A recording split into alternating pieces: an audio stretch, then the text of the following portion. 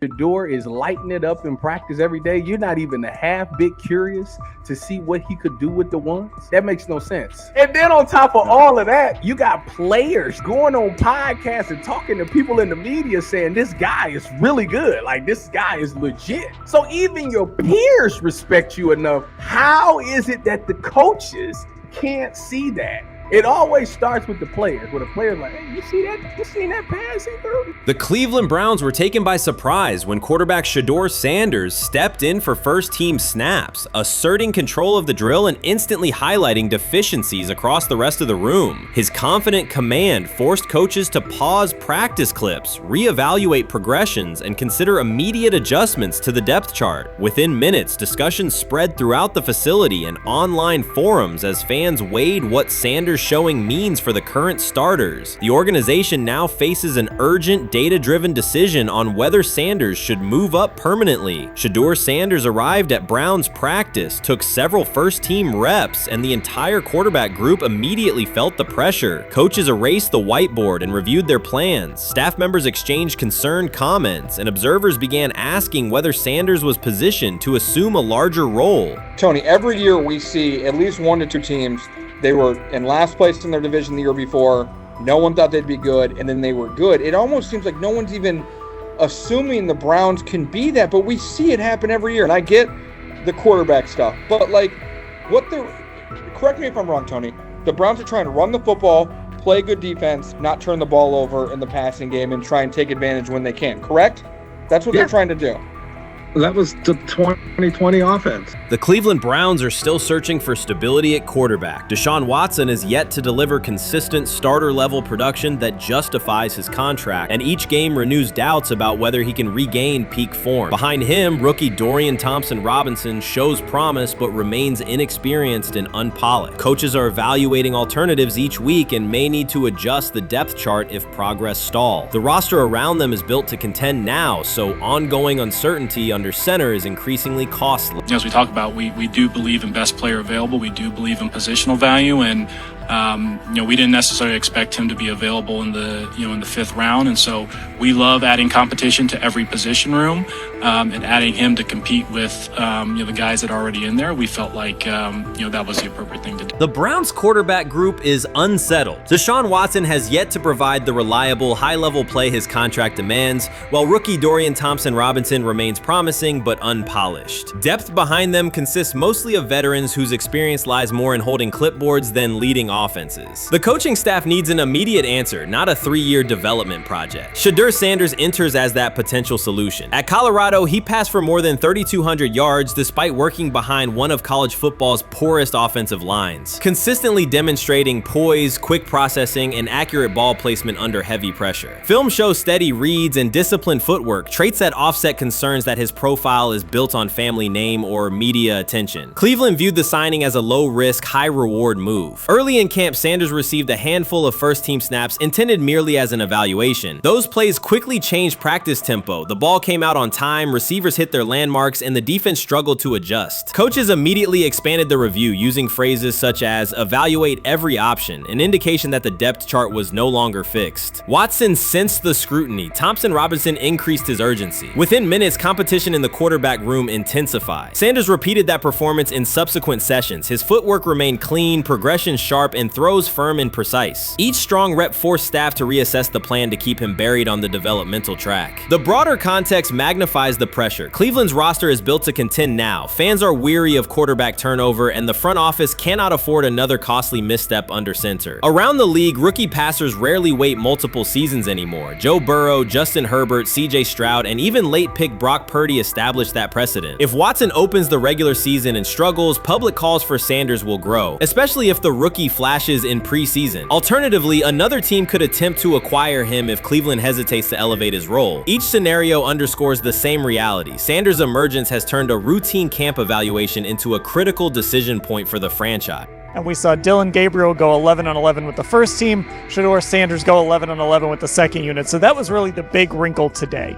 Yes, and of course, it was the first time that we have seen Shedeur Sanders get any of those coveted 11 on 11 reps. Of course, again, it wasn't with the first team offense or against the first team defense, but it's progress. And that means that he's going in the right direction, that the arrow is pointing up. He's coming up the learning curve. So that's good for him. And I actually thought just overall, he had a better day than Dylan had today. He completed more passes. He was more on point. In fact, in that 11 on 11 period, he threw a near touchdown. Desperation can push franchises toward aggressive decisions, especially when their quarterback options appear unconvincing or outdated. One scenario now emerging is that Sanders earns enough confidence to take full preseason reps with the starters, forcing Cleveland to revisit a depth chart it believed was settled at the beginning of July. His practices demonstrate that the excitement around him is grounded in measurable performance. Accurate, high-velocity passes against first-team defenses, and confident command of the huddle. Each strong outing also heightens league-wide interest. Rival scouts adjust evaluations, and general managers revisit their notes, aware that a viable young quarterback may soon become available. Inside the facility, the personnel staff must balance short-term results with long-term roster planning, knowing that an early move could reshape salary cap allocations and locker room dynamics. The pressure on Watson and Thompson Robinson escalates accordingly. Both must produce visible progress to maintain their current roles. Cleveland's recent history shows how quickly promising quarterback situations can devolve into controversy. The franchise has turned potential breakthroughs into organizational turmoil before, so observers remain cautious about how this competition will unfold. That's exactly what he says. I'm told the footage of Shedeur Sanders meeting with the Giants is so bad that both the Browns and the Sanders family have threatened legal action if it is published. The New York Giants have released audio from their draft interview with Shedeur Sanders, and the disclosure has drawn intense public reaction. Fans want to know whether Sanders made critical remarks and why the Giants shared material that should have remained confidential. The situation revolves around an open microphone, contentious comments, and the broader implications of the league. The New York Giants published a brief, edited segment from their interview with Shedeur Sanders and withheld the remaining footage. Observers are debating whether this was a strategic public relations decision or an attempt to discredit him. The team has offered no additional explanation, and many fans view the limited release as inadequate and potentially misleading. They are demanding full transparency and accusing the organization of orchestrating a negative narrative. While criticism of Sanders is vocal, his supporters are responding with equal intensity. There was another team that he sat down with. What do you mean it didn't go well after that? So, he was pissed that they did that to him. They did that to him. He counter-confronted the them. same thing they do to every other quarterback prospect. They did that to him. They slide in a mistake to see if you catch it. Right. And so because you're the quarterback. But he didn't take it as a correction. He took it as like he got pissed off. Yeah, and it's like so here's another one. So another one was, he throws a bad interception, and it was a deep throw early in the game, and he comes back and they go in the meeting, they show the interception. The Giants have released only a brief excerpt of the interview and are refusing to share the rest. Their decision has drawn criticism across TikTok, X, and Facebook, where many see it as a poorly handled public relations move. Fans are calling for the full recording to be published so the situation can be judged in its entirety. The GM is on film that the son, they asked the son last draft, who you think I should pick? His son you need to get the Jaden Daniels, big. This is what his son, it's on tape. You should go Jaden Daniels. He laughing at his son. And all right, cool, get Jaden Daniels. I don't even know how that tape got out. I wouldn't have let the get out. Shedeur Sanders appears unfazed by the situation. Although the Giants suggested he was more hype than substance, their handling of the interview has instead elevated his visibility. Analysts across major sports outlets are now discussing him more than before, keeping his name prominent in the news cycle. New York Giants, where these tapes at? You hear me? Because if Shedeur Sanders was so unprofessional, y'all would have leaked the tapes for the whole world could see, right? Cause understand, it's a lot of he say, she say. But one thing I do know, as a young black man growing up in this world, being straightforward and not sugarcoat anything. The Giants' PR team appears to reject Sanders' family connection outright, a decision many view as unprofessional and lacking nuance. Internal discussions seem to have dismissed quarterbacks with prominent relatives as poor fits for the organization, revealing limited awareness of public perception. The response was swift. A single edited clip ignited widespread debate on social media, with fans asking why essential segments were held back and what the team might be hiding. Critics argue that if the full interview contains nothing damaging, the club should release it in its entirety. Online discussion intensified immediately and continues to gain momentum. What they do during the film and the combine and the meetings is teams will install mistakes intentionally planted in the install, and they want you to catch them. Shedeur didn't, and when a coach called him out, once again, it didn't sit well. It's like, bro, there's not many teams needing quarterbacks, especially since Pittsburgh appears to have a deal with Aaron Rodgers and Tennessee's getting Kale Moore. The Giants' decision to withhold the full interview has produced an unintended result. Instead of diminishing interest in Shedeur Sanders, it has intensified it. Media outlets and analysts are now examining every on-field rep, press comment, and public appearance as evidence of how he conducts himself under scrutiny. Each throw, adjustment, and answer is tracked and evaluated against league standards, reinforcing the view that he remains composed and professional. Many fans contend that the organization has misrepresented Sanders and suggest the issue may stem from the Giants' view of his father, Deion Sanders.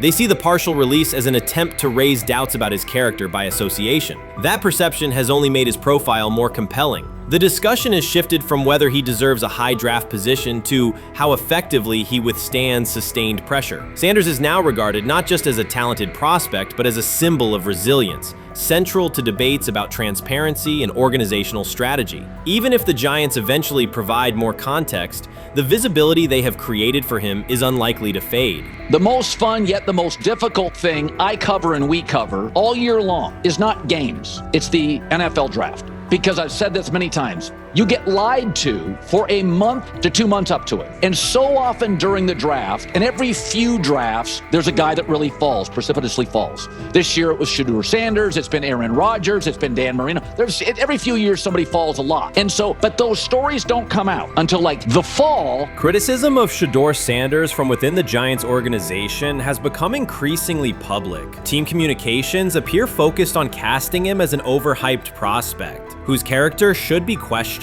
a narrative that seems aimed at shaping opinion rather than assessing performance. Yet each selective release or negative remark has instead amplified attention on Sanders and elevated his reputation. Efforts to confine him to a narrow, unfavorable image continue to produce the opposite effect, reinforcing his position as an underdog who endures external pressure. The debate has shifted from football analysis to broader concerns about narrative control and transparency. Fans, reporters, and online communities are still urging the Giants to publish the full interview, arguing that only complete context can resolve speculation. The organization's refusal to comply has intensified scrutiny and led many observers to conclude that the team underestimated public reaction and now faces questions it could have avoided with full disclosure. The tapes, the New York Giants have the tape. They definitely have the tape. It's confirmation that they had the tape. Shedeur didn't do nothing. It's what they saying he did. I'm gonna tell you what these mixed reaction right here. So we already know about the New York Giants, but the Pittsburgh Steelers head coach Mike Tomlin reported admired Sanders' talent, but hesitated to draft him due to previous challenges with quarterbacks like Russell Wilson and Justin Fields, leading to more cautious approach. Las Vegas Raiders. Sanders met with Raiders at the NFL scouting combine and expressed enthusiasm about potentially joining the team. His familiarity with the West Coast offense and quick release was noted positive, though concerns about his ceiling. Hours after the Giants posted that short audio clip, the timeline never slowed. Comment threads filled with frame-by-frame breakdowns, lip-read attempts, and side-by-side comparisons of what was said versus what was left out. Reporters called league contacts. No one could explain why a franchise would stir this level of curiosity only to seal the vault. Each refusal sharpened focus on Shedeur Sanders, turning routine throws into national talking points. Analysts kept circling back to the same note. His cadence at the line looks unchanged, steady against the noise. Hashtags demanding the full interview, trend drop, and trend again. Podcast host bumps scheduled segments to lead with the leak. Rival teams get asked how they would handle a similar situation, then quietly check their own archives. Inside Giants headquarters, the plan to shape the story looks less like strategy and more like a slow burn spotlight they can't switch off. And now every preseason snap, every media availability, every stray sideline camera angle gets fed into a loop that asks, what are they still hiding? The file remains locked. Curiosity keeps compounding. Until someone presses upload or steps to a podium and explains the redactions, the subject drifts away from depth charts and play design, fixing instead on secrecy, control, and the risk of underestimating how fast attention turns pressure into permanence. Momentum isn't fading, it keeps recalibrating. Louder, impossible to mute.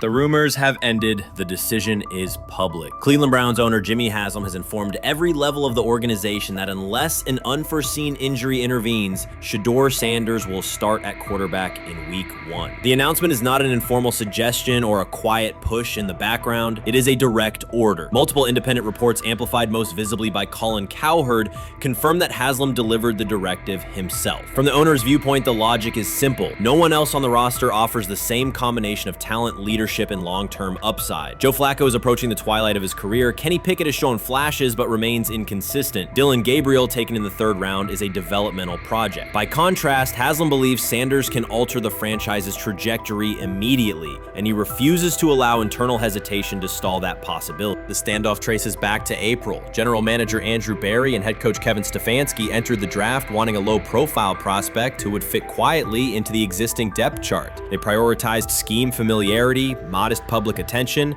and a clear developmental timeline. When the board lined up, they reached for Gabriel in round 3, reasoning that an early investment would justify keeping a rookie on ice behind the veterans. But Sanders continued to slide, first through day 2, then deep into round 5. Haslam watched the names come off the board, convinced the league's bias against Deion Sanders' outspoken son was obscuring legitimate first-round talent. When Cleveland's 5th-round pick arrived and Sanders was still available, Haslam intervened. He did more than approve the choice, he overrode the original plan, making it clear that the organization would select Sanders and give him every chance to compete. From that moment on, the Browns' internal narrative splintered into 2 camps, those ready to accelerate around their owner's vision, and those still trying to protect their original approach. Once rookie minicamp began, Sanders erased much of the speculation. He commanded huddles, processed coverages quickly, and delivered throws with anticipation that belied his draft slot. Teammates noted his willingness to accept blame for missed timing, then correct the error without dramatics. While Flacco and Pickett split most first-team reps, Sanders treated limited opportunities as full-speed auditions. During organized team activities, he identified blitz looks, redirected protections, and consistently found his second read when the primary route was covered. More than one defensive veteran told local reporters that Sanders looks like the best arm in the building. That assessment forced Berry and Stefanski to reevaluate their timetable. They could no longer label Sanders a long-term project without contradicting on-field evidence. Drafting Gabriel 2 rounds earlier had provided the staff an excuse to slow roll Sanders' ascent. Coaches could point to investment cost, meeting room familiarity, and installation comfort to justify Gabriel's snap share. Yet each practice rep in which Sanders outperformed the 3rd rounder weakened that shield. Behind closed doors, position coaches began requesting more Sanders film for cut-ups, and offensive assistants quietly shifted meeting questions toward concepts the rookie already executed well. By mid-June, Berry himself started describing Sanders not as a developmental asset, but as a competitive option. Those subtle linguistic changes signal the front office's recognition that the narrative had moved beyond their control. Haslam's history with quarterbacks is well documented. His pushes for Johnny Manziel, Baker Mayfield, and Deshaun Watson were high-visibility swings, each driven in part by a desire to generate excitement as well as wins. Critics highlight those choices to question his evaluation track record, yet Haslam perceives Sanders differently. Where Manziel carried off-field concerns, Sanders brings a reputation for professionalism. Where Mayfield's leadership style divided veterans, Sanders' approach has united receivers and linemen. Where Watson's trade involved unprecedented controversy, Sanders arrived at minimal draft cost. Haslam sees a rare chance to capture star potential without mortgaging the future, and he is unwilling to cede that upside to cautious pacing. Cleveland's supporters, weary of revolving door quarterbacks, have rallied around Sanders with unexpected speed. Sales of customized Sanders number 2 jerseys surged within days of rookie minicamp. Training camp ticket requests spiked once local media circulated videos of Sanders making NFL-caliber anticipation formation throws during 7-on-7 periods. The mood in Northeast Ohio has changed from tentative hope to active belief. Longtime season ticket holders who once shrugged at preseason storylines now debate Sanders' footwork at neighborhood barbecues. Social media engagement for Brown's content has climbed, driven by highlight compilations of the rookie threading seam passes between linebackers and safeties. All of this places Kevin Stefanski in a fragile position. If he opens week 1 with a veteran starter and the offense sputters, criticism will be swift. Each stalled drive will be interpreted as evidence that he ignored the owner's edict and the fan base's intuition. Conversely, if he names Sanders the starter solely under pressure, any early struggles could be framed as proof that Sanders was rushed, further exposing Stefanski to blame. The only sustainable solution is conviction. Either stand behind a veteran with clear strategic reasoning or embrace Sanders fully and structure the offense around his strengths. Splitting the difference, rotating series, delaying first-team reps, or using vague competition language will satisfy no one and likely jeopardize locker room clarity. Sanders' personal approach has reinforced Haslam's confidence. Instead of taking post-draft downtime, he traveled to Texas to train in full Browns gear at facilities near his father's home. The leaked clip of Sanders executing footwork drills in helmet and pads wasn't a marketing ploy. It was a glimpse into a quarterback visualizing Week 1 live. Team personnel who viewed the footage recognized purposeful rehearsal, cadence calls, pocket movement against simulated pressure, and follow-through adjustments based on imagined rush lanes. Observers asked why a rookie would conduct such intense solo sessions in May. The answer is straightforward. Sanders does not view himself as a developmental pick. He considers himself the starting quarterback of the Cleveland Browns and prepares accordingly.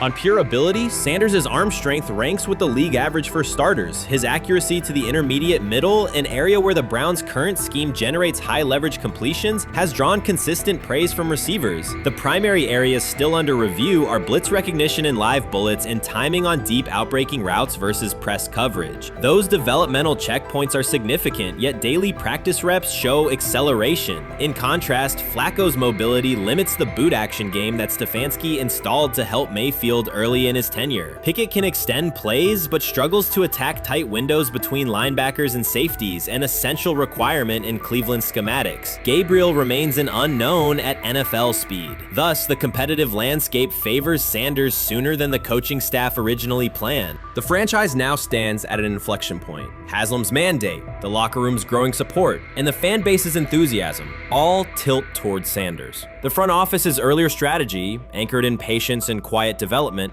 is increasingly untenable. Barry's shift in messaging indicates grudging alignment, but final authority over the depth chart rests with the coaching staff, unless ownership directly intervenes on game day decisions. A move rare, but not unprecedented in the NFL. Should Stefanski align with the owner and name Sanders the starter before preseason concludes, he can claim proactive vision and tailor the offense through training camp. Should he resist and open with a veteran who falters, he risks rapid loss of credibility and possibly his position. Either path carries pressure, but only one aligns with the momentum sweeping through the building. For 2 decades, the Browns have cycled quarterbacks without securing a stable star. Each new hope, whether draft pick or trade acquisition, has collapsed under injuries, inconsistency, or organizational disarray. The possibility that Sanders could finally anchor the position is not merely a football storyline. It is a potential cultural reset for a fan base defined by resilience. Haslam's insistence reflects that awareness. Cleveland needs a leader who can win on Sundays and project confidence every other day of the week. Sanders has shown he can shoulder expectations without retreating from scrutiny. That trait, more than arm talent alone, is why the owner views him as indispensable. Voluntary workouts transition to mandatory minicamp next week. If Sanders receives a substantial share of first-team snaps, observers will interpret it as the staff's acknowledgement that the competition is tilting decisively. A public declaration may not follow immediately, but every rep allocation is a signal. If, however, the staff continues funneling most top unit snaps to Flacco or Pickett, tension will escalate. Local media will question the evaluation process. National analysts will debate the merits of letting a rookie learn through live action versus controlled practice. Inside the facility, players will recognize any disconnect between performance and opportunity, and unity could fray. The Browns have reached a decisive moment. Shedeur Sanders has demonstrated the skill, poise, and work work ethic to justify starting in week 1. Jimmy Haslam has publicly positioned him as the future, and by implication the present of the franchise. Kevin Stefanski and Andrew Berry must either endorse that vision or brace for the consequences of delaying it. For Cleveland fans, the significance is clear. A legitimate chance to exit the cycle of quarterback uncertainty and rally behind a signal caller capable of commanding the field and galvanizing the city. Whether that opportunity is seized promptly or postponed will define the Browns' 2025 season and likely the tenure of the decision makers involved. Watson says he has been mentoring Shedeur Sanders at the quarterback position. The biggest failure in the NFL is now mentoring quarterbacks. The most overpaid underdeliverer at the position is now mentoring 2 rookie QBs and a Super Bowl champ. So what exactly are you mentoring him at? You have had 24 civil lawsuits that you paid off to go away. And when you play, you are as ass as those massage therapists are, apparently. Shedeur Sanders is also a show. It's all about him. It's all about anything else. If you don't see that by now, then you're just blinded. Cleveland's second most talked about player has yet to take a professional snap, and it isn't Deshaun Watson. Rookie quarterback Shedeur Sanders has already captured the locker room's attention and the fan base's enthusiasm, creating a visible shift in the team's internal dynamics. Watson, once the uncontested focal point, now shares the spotlight with a newcomer who has only practiced in shorts. The Browns are experiencing a rapid, unforeseen change in popularity within their roster. Four-man competition. It's not. It's 2 guys versus 2 guys. It's the 2 older guys to be the starter. Yeah. It's the 2 younger guys to position themselves however it may be. Right. Show little improvement every single day, right? So, of all the things I'm watching the first 5 when they break a session, the first 5 with the veterans, with the ones. Who's in there, where are they going? The ball's going to Jerry Judy, right? Flacco's no dummy, lasts as long as he has, right? He can really whiz it. But as we go on, I want to watch these guys because they probably just got plays installed Tuesday, and they're out there running them Wednesday. Shedeur Sanders arrived in Cleveland and immediately commanded attention. The rookie has yet to take a preseason snap, yet the energy around him inside the building and across social media eclipses what many veterans receive in an entire season. Fan enthusiasm is so strong that Deshaun Watson's jerseys are already drifting toward the clearance rack at the team store. In a matter of days, Sanders has become the roster's second most popular figure, while Watson watches his once secure QB1 status and public approval shrink by the hour. Shedeur or Deshaun? Who do you want as your quarterback next year? Honestly, Shedeur. I love Deshaun though.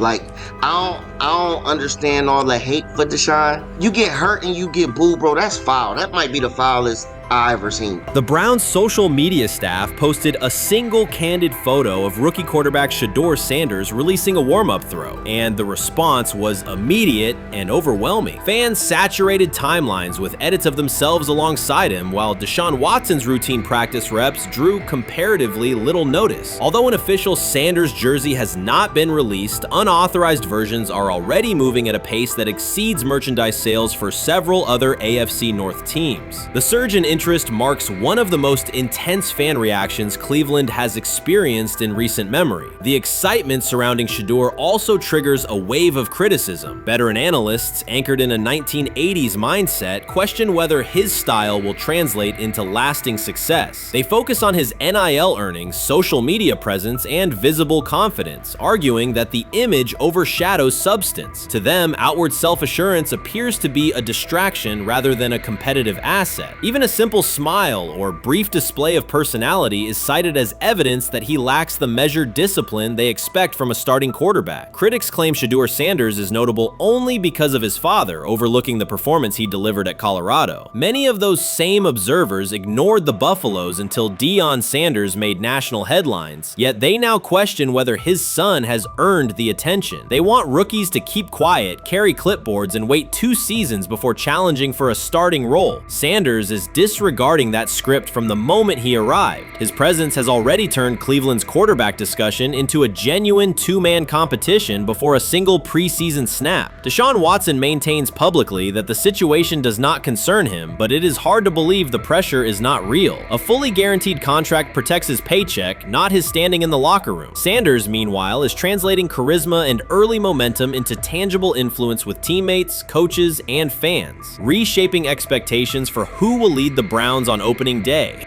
I'm a firm believer. If I wanted Shedeur Sanders at 2, at worst at 33, of course I already think that he's better than other quarterbacks. Because that's the type of talent, that's where I would have picked him at.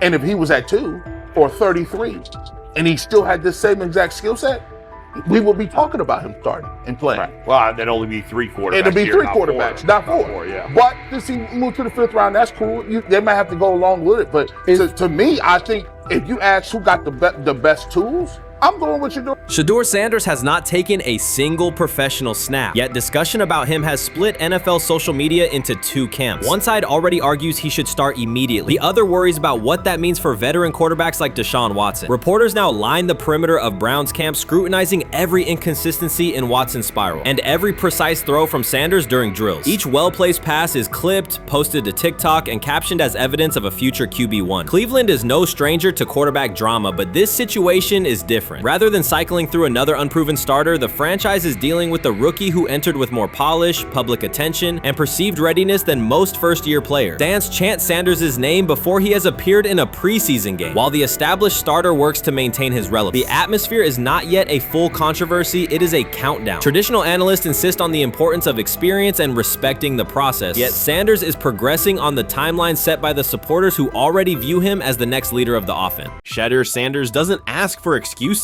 He hasn't blamed limited reps, patched together receiver groups, or 4th-string offensive linemen struggling against Cleveland's second-team defense. He shows up, works, and demonstrates why he belongs. On day 3 of Browns training camp, for the first time since OTAs, he finally received something close to a fair opportunity. He lined up with the 2nd unit during an 11-on-11 period and made the most of it. In 8 plays, he did what he typically does when given a chance. He executed. He went 2 for 2 on a quick series, finishing with a decisive throw to tight end Blake Whiteheart that immediately caught the sideline's attention. There was no hesitation in his drop, no unsettled feet, and no panic. Just firm, accurate timing and clean operation. It raised an obvious question. What has taken so long for the Browns to evaluate him with a functional group? The story isn't only about one throw, it's about the delay before it. Sanders has been the guy for most of his football life, commanding high school programs, starring in the Southwestern Athletic Conference at Jackson State, then operating under national attention at Colorado. For the first time, he's been told to wait. He has treated that reality as part of the job rather than a setback. He has prepared like a professional since the moment he arrived, and on the 3rd day of camp in heavy heat, he let the football represent his case. While coverage focused on the veteran presence of Kenny Pickett and Joe Flacco, Sanders made an impression with minimal volume. The difference with the second team was immediate. Protection held up, routes were on schedule, and progressions unfolded as designed. Within that structure, he looked like the quarterback who led efficient offenses at Jackson State and Colorado. Calm in the pocket, decisive in his reads, and accurate to tight windows. This was not simply a good practice period, it was a clear statement. He was not just operating the script, he was directing it. The timing was sharp, the reads were clean, and the seam throw to Whiteheart was a high-level anticipation throw, professional in placement and pace. The narrative around Sanders should reflect that when he is placed in a workable situation, his strengths are visible. Early work with 4th unit personnel included protection issues and unreliable spacing. With the 2nd unit, those variables stabilized and his work looked consistent with his resume. The performance supported a straightforward conclusion. The evaluation should move forward with higher quality reps. Sanders has been explicit about his approach. He does not request special treatment. He intends to be prepared so that when an opportunity appears, he can step in without a drop-off. He has said he wants to be ready for anything and not offer explanations after the fact. That mindset fits what teammates and coaches have observed. A quarterback focused on the assignment, not the conversation around it. The conditions were demanding, relentless sun, heavy humidity, and a practice tempo that stressed decision-making. Many players fatigued as the session wore on. Sanders did not show signs of rushing reads or forcing the ball. He managed the pocket, reset his base when necessary, and continued to deliver on time. The path he has taken, HBCU starter in the SWAC, then Power 5 starter under constant attention, has prepared him for compressed evaluation windows. He has been under scrutiny for years. The heat did not change his process. He moved defenders with his eyes, anticipated breaks, and stepped into throws with balance. The crowd was not chanting his name, and there were no ovations. That was irrelevant to the task. He is focused on the locker room and the staff, and he is building credibility the same way he did at previous stops, by being reliable when the ball is snapped. Quarterbacks coach Bill Musgrave has emphasized ignoring external noise and keeping attention on install, footwork, and timing. Sanders is familiar with the dynamic. He has been followed by cameras and commentary since his early teens. He has experience living with attention and still adhering to routine. Under heat, with a narrow set of snaps and multiple decision points, he stayed composed and effective.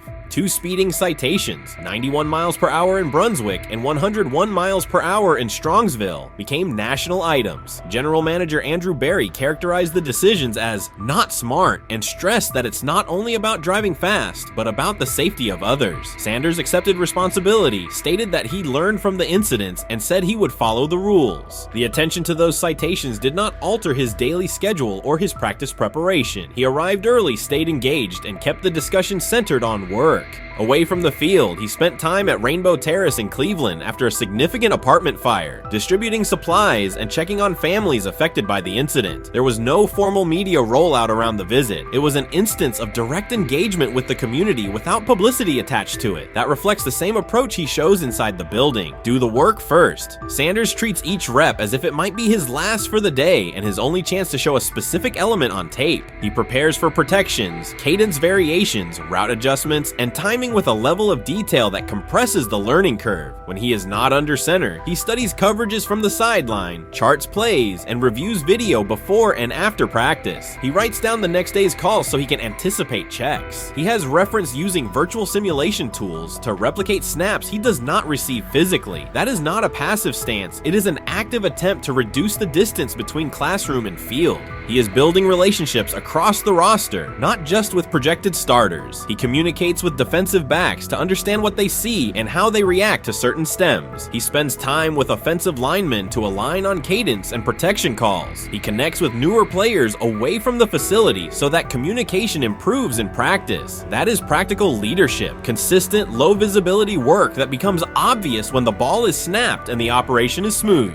3 days into camp, a central question remains. Why hasn't he taken a first-team rep? Flacco has seen work. Pickett has seen work. Dillon Gabriel has been cycled in. Sanders has remained behind all 3 on the depth chart while producing efficient periods when provided stable support. Head coach Kevin Stefanski has not publicly detailed the plan for distributing first-team snaps among the quarterbacks. When asked, Sanders answered that it is not his place to comment on rotation decisions. That response aligns with his day-to-day conduct, respectful, professional, and centered on the next assignment. The staff is managing a room with a Super Bowl MVP, a former first-round pick, multiple rookies, and a new set of combinations on the offensive line. That creates a set of decisions about exposure, pacing, and evaluation windows. Within that context, Sanders has presented a clear case for additional evaluation. He has shown he can execute the offense as designed when the variables are standard. Musgrave has a long-standing connection with the Sanders family through his time as a teammate of Deion Sanders in San Francisco. That familiarity supports direct communication. It does not guarantee anything about the depth chart, but it does help streamline teaching, feedback, and expectation setting. Inside the defensive back room, veterans such as Denzel Ward have provided perspective on timing, leverage, and eye discipline that Sanders has incorporated into his preparation.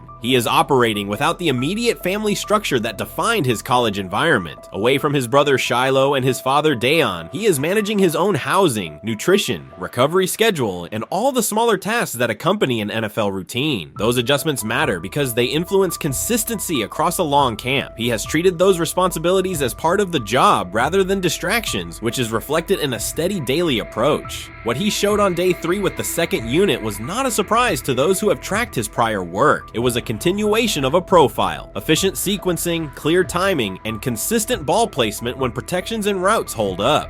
The 8-play period was short, but it was enough to reinforce the point. He doesn't need a large sample to demonstrate baseline operation. He needs a fair sample to test ceiling and adaptability. There is also the matter of perception. Public attention concentrated on the speeding tickets and the general manager's response. Less attention fell on the preparation, the efficient period with the second team, or the community engagement at Rainbow Terrace. That imbalance is common in training camp narratives. Sanders has handled it by keeping his answers simple and his focus on football. He has not tried to redirect the conversation. He has done his work and waited for additional reps. The objective next step is straightforward: expand the evaluation with higher unit personnel and against standard opponents. That does not require a complete reshuffling of the depth chart. It requires allocating a defined sequence of first-team snaps so that timing with starting receivers and protections with starting linemen can be measured on tape. The staff can then compare operation speed, accuracy under pressure, red zone decision-making, and 2-minute mechanics against the other quarterbacks. That is the most direct way to clarify the competition. None of this dismisses the experience or track records of the veterans in the room. It emphasizes that the purpose of camp is to test assumptions with current performance. Sanders has provided enough evidence with the second unit to justify a broader look. He has shown that the pace of his feet matches the pace of his eyes, that he can hold safeties with his shoulders, and that he can drive intermediate throws without float. He has also shown discipline to take the clean completion rather than force the vertical shot when leverage dictates otherwise. Every day, he has addressed the controllable items, meetings, note-taking, install recall, cadence management, and post-practice review. He has not asked for public guarantees. He has asked for an opportunity to compete on comparable terms. The 8-play sequence with the second unit was a small but clear example of what he can do when those terms exist. The staff's communications have been measured. Stefanski has not laid out a schedule for first-team rotations publicly. Barry addressed the speeding incidents directly and emphasized standards for decision-making off the field. Sanders accepted the criticism, adjusted his behavior, and moved forward. Those are the relevant facts. What remains is a football evaluation that can only be completed by giving him snaps with the top group and measuring the results. If that evaluation occurs and he performs at the level he showed with the second unit, the conversation will shift from potential to placement. If it does not occur, the question will persist through camp. Why not test the full picture? Sanders has built a case based on preparation, poise, and execution. He has demonstrated leadership by building relationships across the roster. He has shown maturity in handling external issues directly and moving on. He has given the staff reasons, on the field and in the building, to continue the process. 3 days into camp, he has answered everything within his control. He has shown growth, discipline, and consistent operation. He turned early fourth-team disarray into learning, then executed cleanly when moved to the second unit. He kept the discussion on football when outside topics threatened to dominate. He has not tried to win a press conference. He has tried to win every rep. If he continues to stack days like this, the next step is logical. Evaluate him with the starters, document the results, and let the tape determine the depth chart. Until then, he will continue to prepare, continue to compete, and continue to present the same message through his play.